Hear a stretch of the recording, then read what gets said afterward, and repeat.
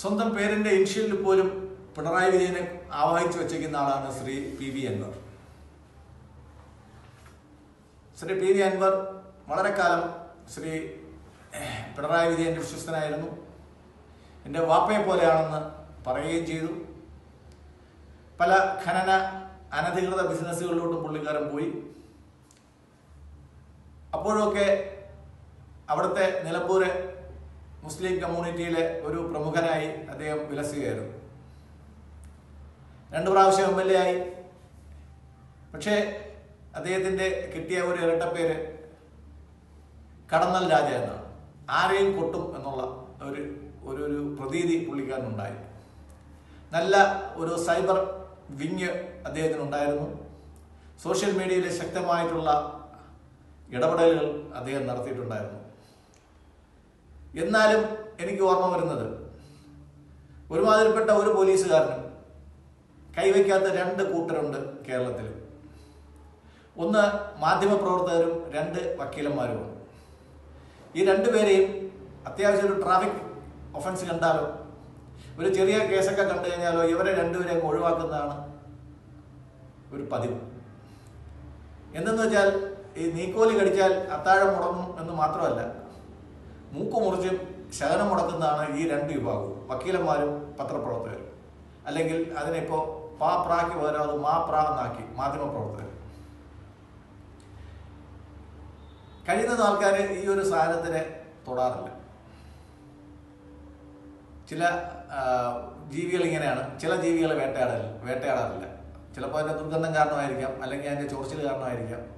വലിയ മൃഗങ്ങൾ പോലും ഈ എന്താ പറയുക, മുള്ളൻ പന്നിയുടെ അടുത്ത് പോകാറില്ല. കാര്യം അതിൻ്റെ ഒരു മുള്ള് നിറച്ച് കഴിഞ്ഞാൽ ഒന്ന് കടിക്കുകയും പിടിക്കുന്നില്ല. അതിൻ്റെ ഒരു മുള്ളൊന്ന് കുടഞ്ഞിട്ട് ചെന്ന് കഴിഞ്ഞാൽ അതിൻ്റെ ജീവിതം പോക്കാണ്. ഈവൻ കടുവയും സിംഹവും പോലും പേടിക്കുന്ന ഒരു മൃഗമാണ് നമ്മുടെ മുള്ളൻ പന്നി. അതേപോലെ മാധ്യമപ്രവർത്തകരുടെ മേൽക്കിട്ട് സാധാരണ രാഷ്ട്രീയക്കാരോ പോലീസുകാരോ പോലും അധികം പണിയാറില്ല. പക്ഷേ മറുനാടൻ ഷാജിനെ തീർത്ത് കളയും, പൂട്ടിക്കെട്ടി താക്കോലെടുത്ത് കളയും എന്ന് പറഞ്ഞുകൊണ്ടാണ് ശ്രീ PV അൻവർ ഇറങ്ങിത്തിരിച്ചത്. അന്നേ ഞാൻ വിചാരിച്ചു ഇയാളുടെ കഷ്ടകാലം തുടങ്ങിയത്. ഞാൻ അൻവറിനെ ഇഷ്ടപ്പെടുന്ന ഒരാളാണ്.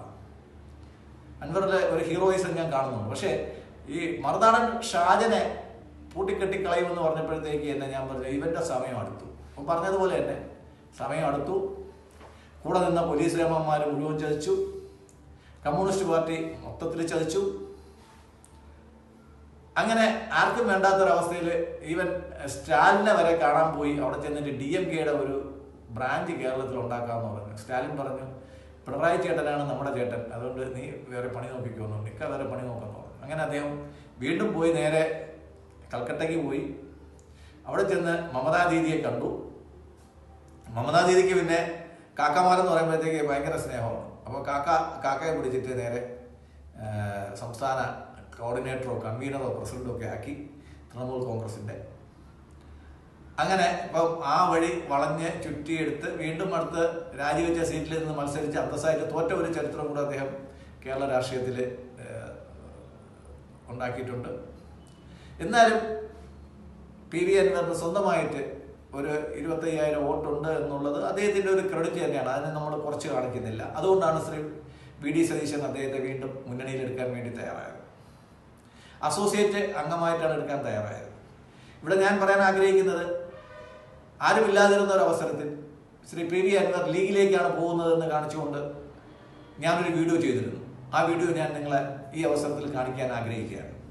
കർമ്മമുളപ്പിൻ്റെ പുതിയ വീഡിയോയിലേക്ക് സ്വാഗതം.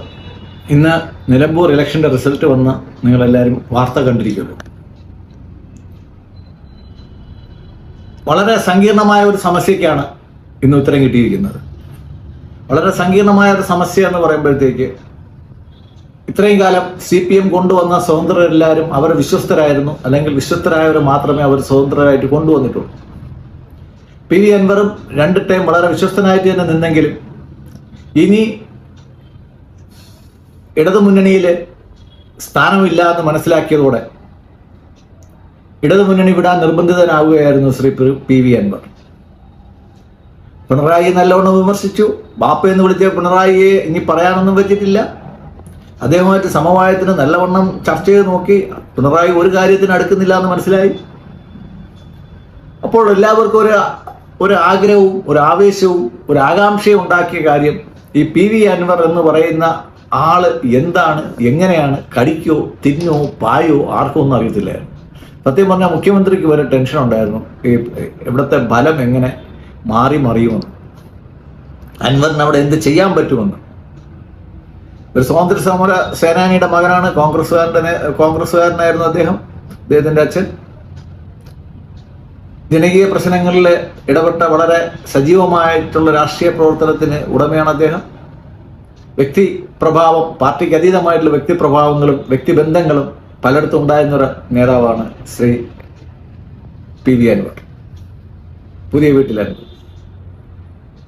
അപ്പോ ഒരുപാട് കൺഫ്യൂഷൻ കേരള രാഷ്ട്രീയത്തിൽ ഉണ്ടാക്കിയ ഒരു മൂവ്മെന്റ് ആയിരുന്നു പുള്ളിക്കാരൻ്റെ രാജിവയ്പ്. പിന്നീട് ഇലക്ഷൻ വേണ്ടാന്ന് ഇലക്ഷൻ കമ്മീഷൻ ഇങ്ങനെ തീരുമാനിച്ചിരിക്കുമ്പോഴത്തെ ഇലക്ഷൻ വേണമെന്ന് നിർബന്ധിച്ചത്. അങ്ങനെ പുള്ളിക്കാരൻ UDFന്റെ ഒരു ഭാഗമാകാമെന്ന് തീരുമാനിച്ചു. ആദ്യം DMKയുടെ അടുത്ത് പോയി തമിഴ്നാട്ടിലെ, പിന്നീട് തൃണമൂലിൻ്റെ അടുത്ത് പോയി. അവസാനം തൃണമൂലുകാർ അവർക്ക് ചിഹ്നം അനുവദിച്ചെങ്കിലും ആ ചിഹ്നത്തിൽ മത്സരിക്കാൻ പറ്റില്ല, തള്ളിപ്പോയി. അങ്ങനെ സ്വതന്ത്രനായിട്ട് പാർട്ടി സ്വതന്ത്രനായിട്ട് വീണ്ടും മത്സരിക്കേണ്ട ഒരു ഗതികേടാണ് ശ്രീ PV അൻവറിനുണ്ടായത്. ആ സമയത്ത് രാഷ്ട്രീയ പണ്ഡിറ്റുകളെല്ലാം 5000 തൊട്ട് 10000 വരെ വോട്ടാണ് അദ്ദേഹത്തിൻ്റെതായിട്ടുണ്ടെന്ന് മനസ്സിലാക്കിയത്. കേരളത്തിൽ നിങ്ങൾക്കറിയാം, വലിയ മുന്നണികളിൽ നിൽക്കുന്ന പാർട്ടികൾ CPI ആയാലും BDJS ആയാലും ഒറ്റയ്ക്ക് മത്സരിച്ചാൽ ഒരു പഞ്ചായത്തിൽ എത്ര വോട്ട് പിടിക്കുമെന്ന് ആർക്കും അറിയത്തില്ല. ഇന്നുവരെ അവരത് പരീക്ഷിച്ച് നോക്കിയിട്ടുമില്ല. അങ്ങനെ ഉള്ളപ്പോഴത്തേക്കാണ് PV അൻവർ എന്ന് പറഞ്ഞ ഒരു വ്യക്തി, ഒരു ഒറ്റയാൻ പാർട്ടി സ്വതന്ത്രനായിട്ട് മത്സരിക്കാൻ തീരുമാനിക്കുകയും CPMന്റെ സ്വരാജിനെക്കാളും വളരെ മുന്നോട്ട് പോവുകയും അദ്ദേഹത്തിൻ്റെ വ്യക്തിപരമായ വോട്ട് വളരെ മുന്നോട്ട് കൊണ്ടുപോവുകയും ഏകദേശം 20,000 അടുത്ത വോട്ട് പുള്ളിക്കാരന് സ്വന്തമായിട്ട് പിടിക്കാൻ സാധിക്കുകയുണ്ടായി. ഒരു വ്യക്തിയെ സംബന്ധിച്ചിടത്തോളം ഒരു നിയമസഭാ മണ്ഡലത്തിൽ 20,000 തനത് വോട്ട്, സ്വന്തം വോട്ട് എന്ന് പറയുന്നത് ഒരു ചെറിയ കാര്യമല്ല. അതിൻ്റെ പുറത്ത് അദ്ദേഹത്തിൻ്റെ അധ്വാനം എത്ര ഉണ്ടാവും, പൈസ ചെലവ് എത്ര ഉണ്ടാവും, ശ്രമം എത്ര ഉണ്ടാവും, അതൊക്കെ നമുക്ക് ഊഹിക്കാന്നുള്ളേ ഉള്ളൂ. എന്നിട്ടും 20,000 വോട്ട് പിടിച്ച ഒരാളെ പേനാക്കത്തി മടക്കും പോലെ മടക്കി പോക്കറ്റിൽ ഇടാൻ സതീശനെ പോലുള്ള ഒരാൾക്ക് ഒരിക്കലും കഴിയില്ല. അദ്ദേഹത്തിന് കോൺഗ്രസ് വഴി കൊട്ടിയടച്ചു. അദ്ദേഹത്തിൻ്റെ പ്രഖ്യാപിത ശത്രുവായ ഷൗക്കത്തിനെ അദ്ദേഹത്തിന് പകരോടെ മത്സരിപ്പിച്ചു. അദ്ദേഹം പറഞ്ഞ ജോയി എന്ന് പറഞ്ഞ സ്ഥാനാർത്ഥിയെ നിഷ്കരണം തള്ളി. ഇതൊക്കെ ചെയ്തിട്ടും പലരും അൻവറിനെ 10,000 താഴെ വോട്ട്, 5,000 വോട്ടെന്ന് പറഞ്ഞ് പലരും എഴുതി തള്ളി. ഇപ്പോൾ UDFന് മനസ്സിലായി, അൻവർ ഇല്ലാതെ നിലമ്പൂർ തിരിച്ചു പിടിക്കാൻ പറ്റത്തില്ല. ഇപ്പോൾ ഉണ്ടായ ഒരു വോട്ടിങ്ങും കാര്യങ്ങളും എന്ന് വെച്ച് കഴിഞ്ഞാൽ BJPയുടെ കുറേ വോട്ടോടെ ചോർന്നു പോയി.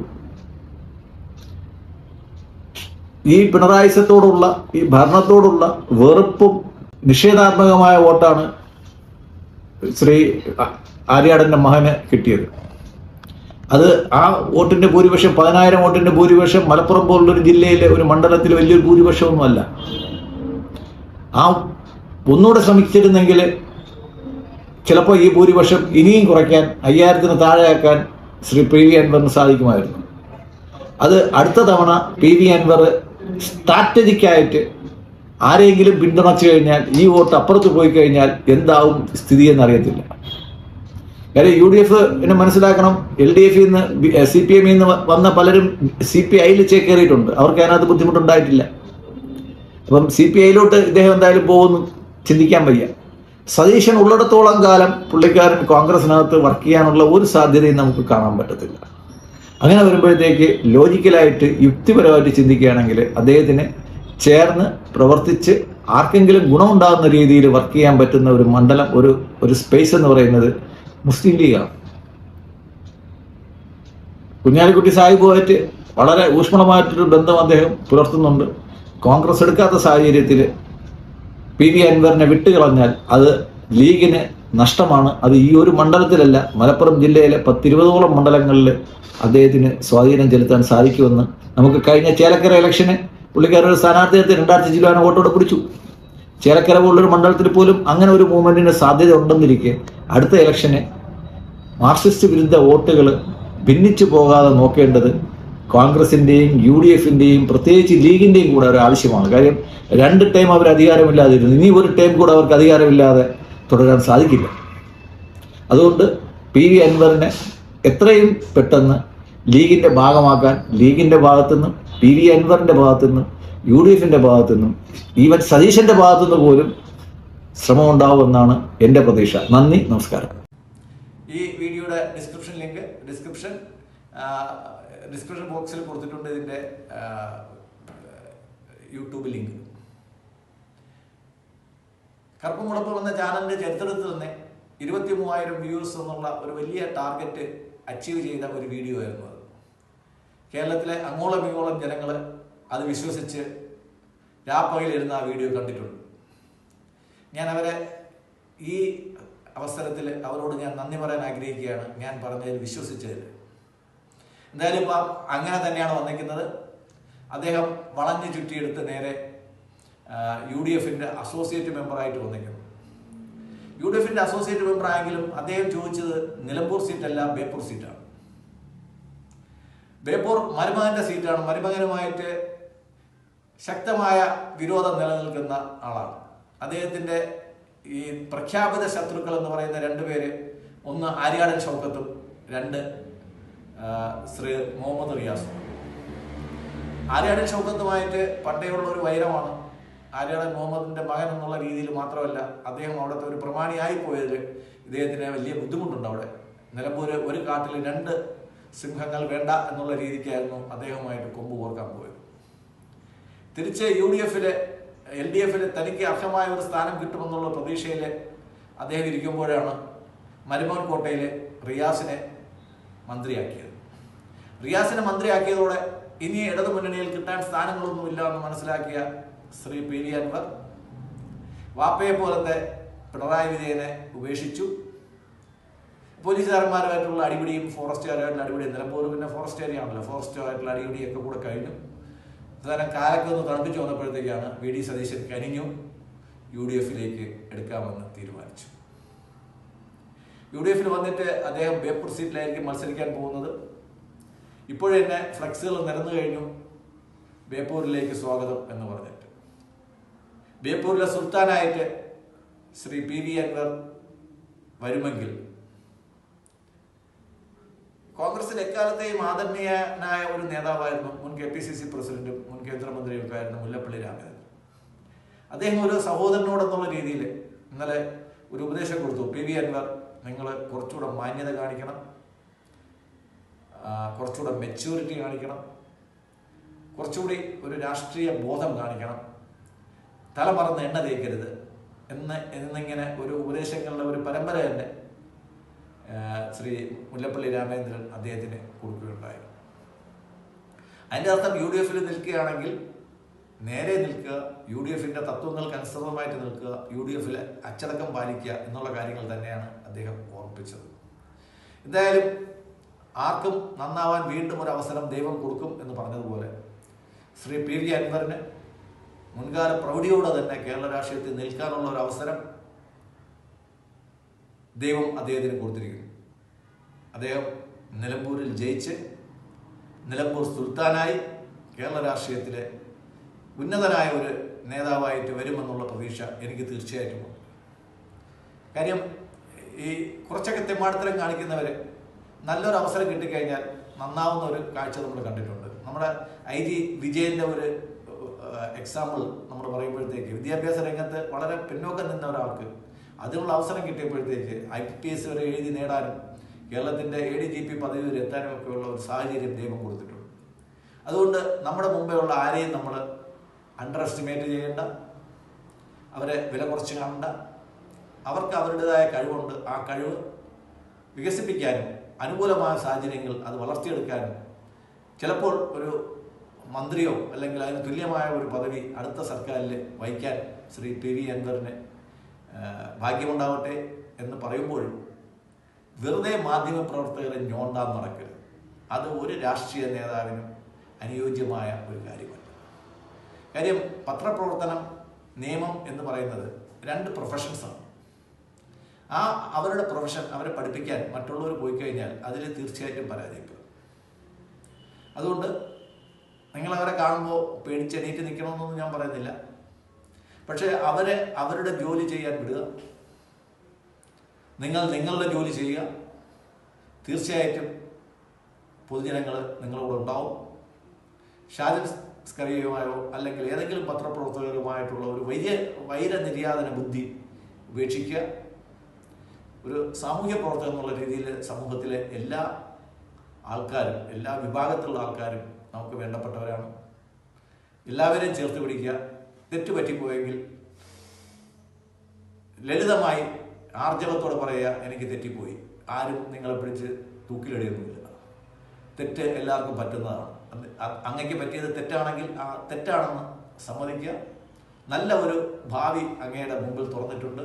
അതിലേക്ക് അന്തസ്സോടെ ചുവട് വെച്ച് മുന്നോട്ട് പോവുക. നന്ദി, നമസ്കാരം.